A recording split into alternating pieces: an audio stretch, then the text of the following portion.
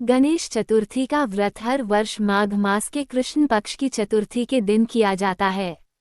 माघ मास के कृष्ण पक्ष की चतुर्थी तिथि को मनाए जाने वाले इस व्रत को तिलवा चौथ, तिलकुटा चौथ, माघी चौथ, वक्रतुंडी चतुर्थी आदि के नाम से भी जाना जाता है।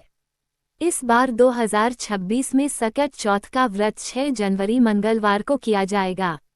चतुर्थी तिथि 6 जनवरी को सुबह 8:01 पर प्रारंभ होगी और 7 जनवरी को सुबह 6:52 पर समाप्त होगी। इस दिन चंद्रोदय होंगे रात्रि में 8:55 पर। यह व्रत सकट माता, भगवान गणेश और चंद्र देवता की पूजा अर्चना और व्रत से जुड़ा है। नमस्कार दोस्तों, आप सभी का हमारे YouTube चैनल जोवियल टैलेंट पर स्वागत है। अगर आप चैनल पर नए हैं या अभी तक आपने सब्सक्राइब नहीं किया है तो कृपया चैनल को सब्सक्राइब करें और बेल आइकॉन दबाना बिल्कुल न भूलें। सकट चौथ का पर्व अत्यंत ही पुण्यदायी माना गया है।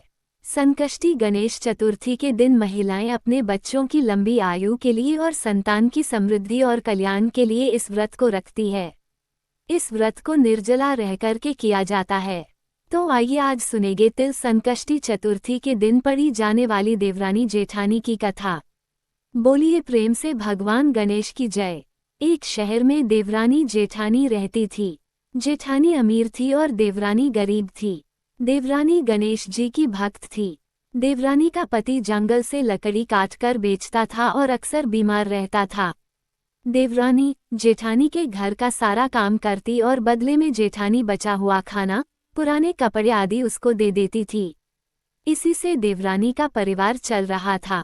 माघ महीने में देवरानी ने तिल चौथ का व्रत किया। 5 आने का तिल व गुड़ लाकर तिलकुट्टा बनाया। पूजा करके तिल चौथ की कथा, तिल चौथ की कहानी सुनी और तिलकुट्टा छींके में रख दिया और सोचा कि चांद उगने पर पहले तिलकुट्टा और उसके बाद ही कुछ खाएगी।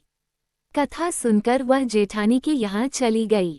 खाना बनाकर जेठानी के बच्चों से खाना खाने को कहा तो बच्चे बोले माँ ने व्रत किया है और माँ भूखी हैं। जब माँ खाना खाएगी हम भी तभी खाएंगे। जेठ जी को खाना खाने को कहा तो जेठ जी बोले मैं अकेला नहीं खाऊंगा, जब चांद निकलेगा तब सब खाएंगे, तभी मैं भी खाऊंगा। जेठानी ने उसे कहा कि आज तो किसी ने भी अभी तक खाना नहीं खाया, तुम्हें कैसे दे दूं? तुम सुबह सवेरे ही बचा हुआ खाना ले जाना। देवरानी के घर पर पति, बच्चे सब आस लगाए बैठे थे कि आज तो त्योहार है, इसलिए कुछ पकवान आदि खाने को मिलेगा। परंतु जब बच्चों को पता चला कि आज तो रोटी भी नहीं मिलेगी तो बच्चे रोने लगे। उसके पति को भी बहुत गुस्सा आया। कहने लगा सारा दिन काम करके भी 2 रोटी नहीं ला सकती तो काम क्यों करती हो?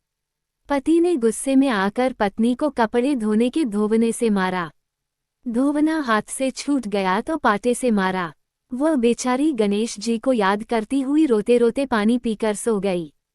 उस दिन गणेश जी देवरानी के सपने में आए और कहने लगे धोवने मारी, पाटे मारी, सो रही है या जाग रही है? वह बोली कुछ सो रही हूँ, कुछ जाग रही हूँ। गणेश जी बोले भूख लगी है, कुछ खाने को दे। देवरानी बोली क्या दूं, मेरे घर में तो अन्न का एक दाना भी नहीं है। जेठानी बचा खुचा खाना देती थी, आज वह भी नहीं मिला। पूजा का बचा हुआ तिलकुट्टा छींके में पड़ा है, वही खा लो। तिलकुट्टा खाने के बाद गणेश जी बोले धोवने मारी, पाटे मारी, निपटाई लगी है, कहाँ निपटे? वह बोली ये पड़ा घर, जहाँ इच्छा हो वहाँ निपट लो। फिर गणेश जी बच्चे की तरह बोले अब कहाँ पहुँचूं? नींद में मग्न अब देवरानी को बहुत गुस्सा आया कि कब से तंग किए जा रहे हैं, सो बोली मेरे सर पर पोंछो और कहाँ पोंछोंगे? सुबह जब देवरानी उठी तो ये देखकर हैरान रह गई कि पूरा घर हीरे मोती से जगमगा रहा है। सिर पर जहाँ विनायक जी पोंछनी कर गए थे वहाँ हीरे केटी के व बिंदी जगमगा रहे थे।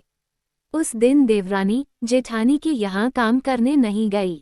बड़ी देर तक राह देखने के बाद जेठानी ने बच्चों को देवरानी को बुलाने भेजा।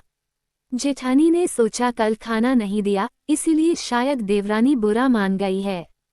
बच्चे बुलाने गए और बोले चाची चलो माँ ने बुलाया है, सारा काम पड़ा है। देवरानी ने जवाब दिया अब उसकी जरूरत नहीं है, घर में सब भरपूर है, गणेश जी के आशीष से। बच्चों ने घर जाकर मां को बताया कि चाची का तो पूरा घर हीरे मोतियों से जगमगा रहा है। जेठानी दौड़ती हुई देवरानी के पास आई और पूछा कि यह सब हुआ कैसे। देवरानी ने उसके साथ जो हुआ वो सब कह डाला। घर लौटकर जेठानी अपने पति से कहा कि आप मुझे धोबने और पाटे से मारो। उसका पति बोला कि भली मानस, मैंने कभी तुम पर हाथ भी नहीं उठाया, मैं तुम्हें धोबने और पाटे से कैसे मार सकता हूँ। वो नहीं मानी और जिद करने लगी। मजबूरन पति को उसे मारना पड़ा। उसने ढेर सारा घी डालकर चूरमा बनाया और छीके में रखकर और सो गई। रात को चौथ विनायक जी सपने में आए, कहने लगे, भूख लगी है, क्या खाऊं। जेठानी ने कहा, हे गणेश जी महाराज, मेरी देवरानी के यहाँ तो आपने सूखा तिलकुट्टा खाया था, मैंने तो झरते घी का चूरमा बनाकर आपके लिए छीके में रखा है, फल और मेवे भी रखे हैं, जो चाहे खा लीजिए। बालस्वरूप गणेश जी बोले, अब निपटे कहाँ। जेठानी बोली, उसके यहाँ तो टूटी फूटी झोपड़ी थी, मेरे यहाँ तो कंचन के महल हैं, जहाँ चाहो निपटो। फिर गणेश जी ने पूछा, अब पोंछू कहाँ। जेठानी बोली, मेरे ललाट पर बड़ी सी बिंदी लगाकर पोंछ लो। धन की भूखी जेठानी सुबह बहुत जल्दी उठ गई। सोचा घर हीरे जवाहरात से भर चुका होगा, पर देखा तो पूरे घर में गंदगी फैली हुई थी, तेज बदबू आ रही थी।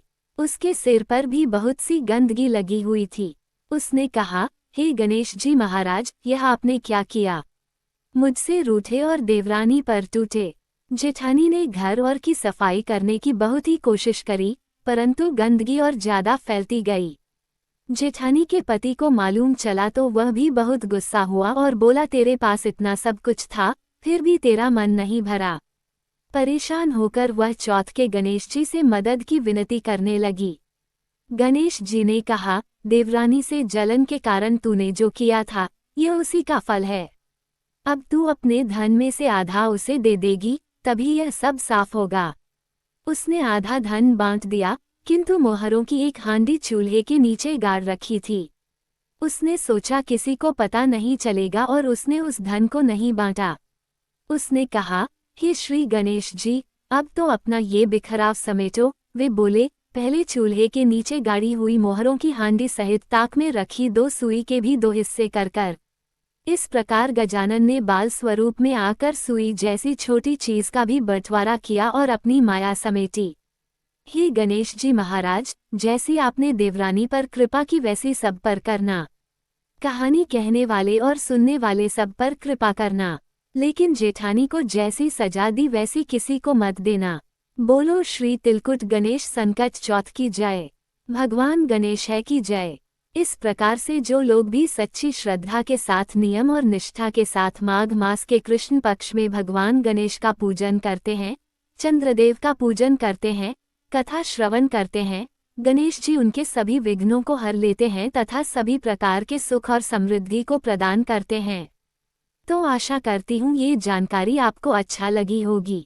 ऐसे ही ज्ञानवर्धक जानकारी प्राप्त करने के लिए हमारे चैनल को सब्सक्राइब करें और साथ में बेल आइकन दबाएं ताकि मेरी वीडियो का नोटिफिकेशन आपके पास सबसे पहले पहुंचे। वीडियो को लाइक और अपने मित्रों तथा दोस्तों के साथ शेयर करना न भूलें।